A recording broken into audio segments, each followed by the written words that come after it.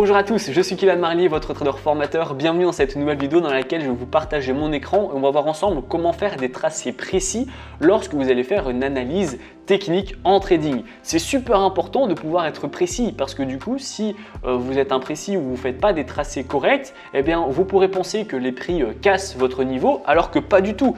Et donc ça vous entraînerait à mettre une position par exemple à l'achat alors qu'au final, il n'est pas du tout question de mettre une position. Le truc c'est que si vous n'êtes pas précis, eh bien vous pourriez très bien voir une cassure alors que pas du tout. Et donc ça vous entraînerait à mettre une position à l'achat ou à la vente parce que vous voyez la cassure et donc à toucher votre stop loss parce qu'en fait votre tracé il est mauvais.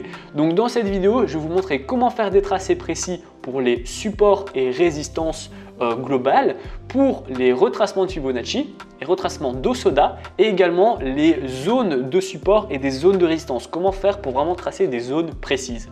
Donc je vous partage mon écran et on est parti. Nous voilà donc devant l'euro USD en H1.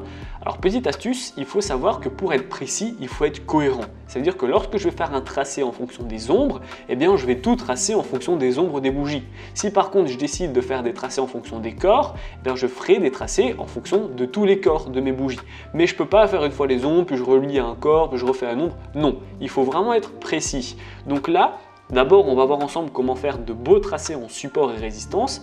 Alors, support et résistance simple, c'est assez facile. Dans l'idée, si je fais en fonction des corps, je clique ici. Si je fais en fonction de l'ombre, je fais ici. Ce n'est pas très difficile d'être précis pour un simple support et résistance horizontale. Nous, ce qu'on va voir ensemble, c'est les supports et résistances obliques, parce que forcément, il y a des gens qui sont déjà un peu plus expérimentés et qui pourraient se dire, mince, je dois le tracer comme ça, je ne sais pas trop comment tracer. Alors, vous devez savoir deux choses. Donc la première, je vous l'ai dit, pour être précis, il faut être cohérent. Et la deuxième, eh bien, vous devez savoir qu'il n'y a pas de bon ou de mauvais tracé. Tant que vous voyez que les prix réagissent à ce que vous avez tracé, eh bien, c'est tant mieux. Ça veut dire que le tracé que vous avez mis, eh bien, fait réagir les prix et donc vous pouvez l'utiliser pour plus tard. Donc ça veut dire quoi? Eh bien, ça veut dire que si par exemple vous faites, j'en sais rien moi, quelque chose comme ça. Bon, ça a l'air un petit peu bizarre, mais si ça peut vous aider de prendre position, pourquoi pas? Là, on voit que ça a réagi, ça a perdu à la baisse. Là, on voit que forcément, ça a reparti à la baisse. Là, on voit qu'on a un rebond. Là, on a le rebond. Là, on a le rebond. Donc, si faire un tracé comme ça vous aide à vous positionner, grand bien vous fasse. L'objectif, c'est que vous puissiez faire des tracés qui vous aident à vous positionner. Vous n'êtes pas un analyste financier, vous n'allez pas faire des tracés pour monsieur et madame tout le monde. Vous faites des tracés pour vous positionner. Donc le plus important, c'est que ces tracés soient faciles pour vous. Le tracé en question, c'est pas parce que moi là, je vais vous présenter deux tracés et que vous avez quelque chose de différent que forcément c'est moi qui ai raison. Non, pas du tout. Le tracé le plus important, c'est le tracé qui est cohérent et qui vous aide à vous positionner. Donc là, par exemple, si moi je vois une résistance comme ça, eh bien j'ai commencé ici en fonction des corps. D'accord? Là, je prends le corps. Donc je relie au corps, que je relie au corps et je finis par relier au corps. J'ai donc tout tracé en fonction des corps. J'ai pris le corps et le corps. Et évidemment, que par la suite, les prix pourraient très bien réagir avec leur ombre. C'est pas un problème.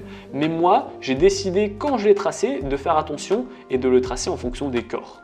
Le problème, en fait, c'est que si je prends ombre, puis je prends corps et puis je reprends ombre, en fait, on va avoir un graphique qui va être un petit peu plus délicat et vous pourriez manquer quelques opportunités. Donc, soit je fais tout en fonction des corps, et ça me donne un graphique comme ça, soit je fais tout en fonction des ombres et ça me donne un graphique comme ça. Notez également qu'il y a deux écoles. Si vous faites en fonction des corps, eh bien vous aurez quelque chose de plus court-termiste. On va plus souvent le casser, du moins il y a plus de chances qu'on le casse. Par contre, il y a plus de chances aussi qu'on le touche et qu'on rebondisse. A l'inverse, si vous faites en fonction des ombres, c'est quelque chose de plus long terme. Il faudra attendre plus de temps pour le toucher. Et par contre, eh bien, là aussi, c'est plus difficile de percer un support et une résistance que vous avez fait en fonction des ombres plutôt que en fonction des corps. C'est normal en fait, hein. Mais regardez, si là, je fais en fonction donc des corps, voilà, ça me donne quelque chose ainsi. Donc là, je l'ai fait en fonction de ce corps-là, en fonction de ce corps, et là le corps, et là le corps. Et bien je vois que ça casse à la baisse, ça revient en haut, ça recasse, ça revient. Voilà, c'est plus court-termiste, donc c'est moins puissant et certes je vais pouvoir l'utiliser plus souvent, mais il y a plus de chances aussi qu'il se fait percer. Si par contre je supprime et je décide de faire quelque chose en fonction des ombres et en plus de ça assez éloigné, comme ça en fait, en fonction de, bon bah là le rebond, mais cette ombre-ci, cette ombre-ci et cette ombre-ci, et bien vous le voyez, on n'a jamais cassé par le bas mon support oblique. Donc le fait de tracer de manière la plus éloignée et en plus en fonction des ombres, nous donne beaucoup plus de puissance sur nos tracés. Et la résistance, je pourrais par exemple la faire comme ça. D'accord? Je pourrais faire sur les ombres ici. Ou alors juste, je pourrais tracer ce que j'avais tracé juste avant, comme ça. Ou bien, je pourrais encore faire un autre tracé en me disant, ben voilà, je fais un petit mix, je vais faire comme ça et comme ça, voilà. Et pour la résistance oblique, je fais quelque chose d'un peu plus court-termiste. Et là, j'ai une parallèle et je vais pouvoir utiliser le support et la résistance. Ici pour les ventes, ici pour le rebond, je vois que c'est cohérent, que je pourrais positionner et donc j'hésite pas. Donc ensuite, on va voir ensemble pour les retracements de Fibonacci. Donc Fibonacci, c'est assez facile, il faut aussi être cohérent, mais il n'y a rien de plus simple. Si je fais en fonction des ombres, je relie à l'ombre, d'accord? Donc Fibonacci, on relie le point bas vers le point haut ou le point haut vers le point bas pour retracer une tendance en fait. Et l'objectif c'est de retracer après la tendance. Donc là j'ai retracé une tendance haussière, l'objectif c'est que le vendeur retrace cette hausse et ainsi de suite. Là je vais par exemple, ça va être un peu plus clair aussi pour vous, retracer ici cette hausse assez rapide. Et ben, l'objectif pour les vendeurs c'est qu'ils ravalent le travail haussier. Voilà. Et donc pour qu'on ait un bon Fibonacci, je vais le faire sous plusieurs exemples, par exemple ici, hop, eh bien il faut être cohérent. Si je décide de faire ombre vers ombre, ça me donne ça. Je vois que c'est cohérent, les prix réagissent vraiment super bien, on rebondit, on échoue, etc. Là aussi on a un rebond super millimétré, là la résistance elle est super précise, le support aussi, donc je vois que c'est cohérent, je pourrais le garder.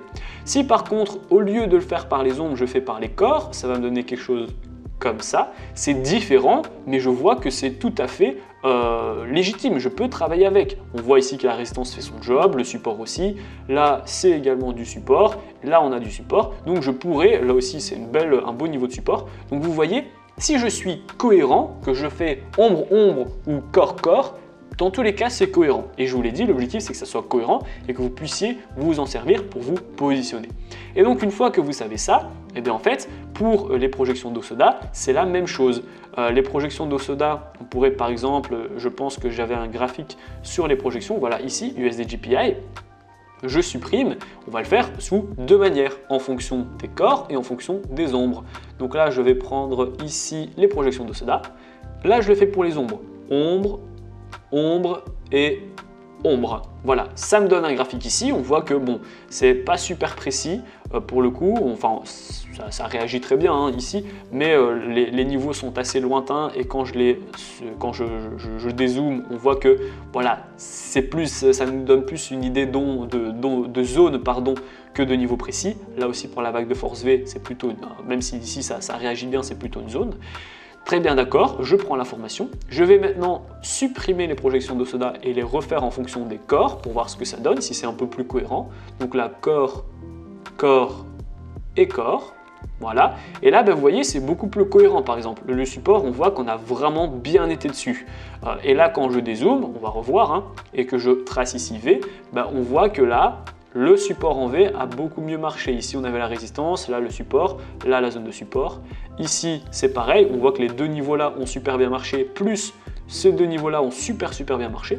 Et là, la vague finale, c'est le rebond et le support ici qui a bien marché. Donc, en fait, je trace les deux et je me dis, voilà, quand je fais ce tracé-là, les prix sont beaucoup plus cohérents, en fait, tout simplement. Donc, j'ai décidé de faire ce niveau-ci. Je ne le trace pas en fonction des ombres parce que c'est pas cohérent pour moi. Par contre, quand je le trace sur les corps, je vois que les prix réagissent, donc je garde ce niveau-là. Voilà, en fait, comment être précis lorsqu'on va analyser. Il faut à chaque fois tester. Et plus le prix va travailler, va toucher ce qu'on a fait, plus justement vous allez pouvoir mettre des positions plus tard en fonction de ce que vous avez tracé. Ensuite, en fonction du coup des ombres, là c'est aussi assez facile, mais l'idée des ombres c'est surtout de ne pas faire des trucs comme ça super larges en fait.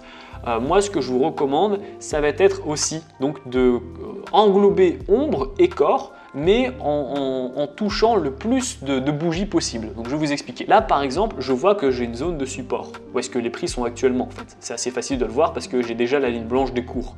Là j'ai la résistance, là le support, support, support et support.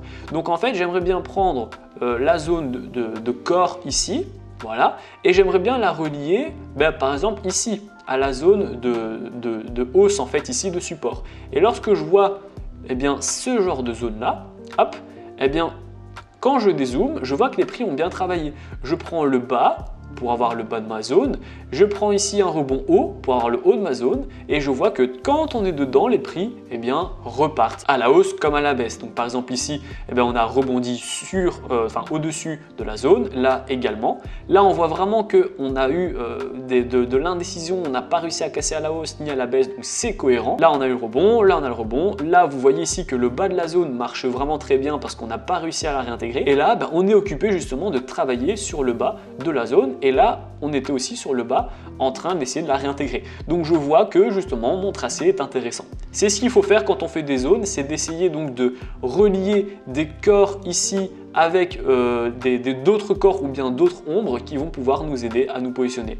Par exemple là, je fais ce corps ici pour le relier avec cette ombre là, pour le relier avec cette résistance ici et le relier avec ce travail de support. Et ça va me donner des objectifs plus tard à la baisse. Et du coup, en fait, quand je vais prendre par exemple ici un support là comme ça oblique que je vais tracer assez rapidement, voilà, et qu'en plus je le combine avec une zone de support, je vais pouvoir me dire tiens, quand on arrivera au niveau des 1,03 qui est en plus un niveau psychologique, j'essaie d'être précis, hop voilà 1,03 pile, je me dis voilà, c'est support oblique ici, support horizontal et zone de support avec mon rectangle vert. Et en plus, c'est un point psychologique. Donc je sais que ce niveau-ci va être très difficile.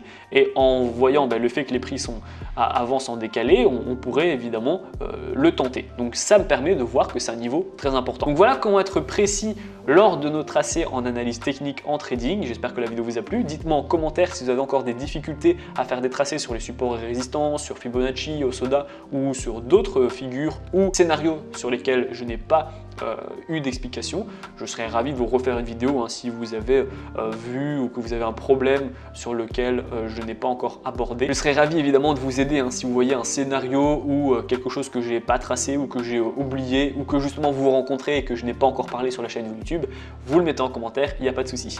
Dans tous les cas, si vous avez encore des difficultés sur l'analyse technique en règle générale, pas de panique, vous allez retrouver dans la description, c'est le premier lien, ma formation offerte afin de faire vos premiers pas et vos premiers gains dans le monde du trading. Donc dans la première vidéo, on va voir ensemble comment créer un compte sur une plateforme ergonomique. Je vais vous donner des stratégies de trading. On va voir ensemble les indicateurs qui vont dire quand acheter, quand vendre, quand couper, etc. Je vais même vous expliquer comment j'ai fait mes premiers 1000 € par mois en trading. Et puis, on verra les take profits et les stop loss pour que vous puissiez être un trader qui dure dans le temps. La vidéo est terminée, j'espère qu'elle vous a plu. Si c'est le cas, n'hésitez pas à la liker, à la partager, surtout abonnez-vous. Et puis moi, je vous dis à très bientôt pour les prochaines vidéos.